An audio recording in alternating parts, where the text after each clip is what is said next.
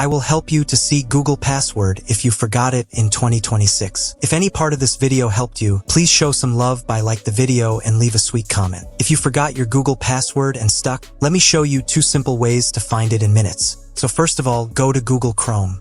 Don't worry, both steps are very easy. Just keep following these methods step by step. In Google, at the top you will see your profile icon. Simply tap on your profile. And if it asks you to sign in, then go ahead and sign in. Now from here, go to the password and security section, and then open Google Password Manager. On this page, select Google. If you can't see it, no problem, just use the search bar and find it. Here you will see your Gmail account along with the saved Google password, in case you forgot it. Alright, now let's move to the next step. Go to the settings on your phone.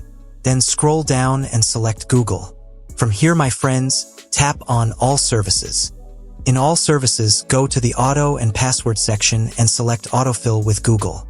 Now inside Autofill with Google, choose Google Password Manager. If Google asks for your PIN or password, just enter it. No worries. Alright, this is the same step I already explained in step 1. So yeah, that's how you can see your Google password if you forgot it in 2026. And hey, if this video helped you, don't forget to hit the like button.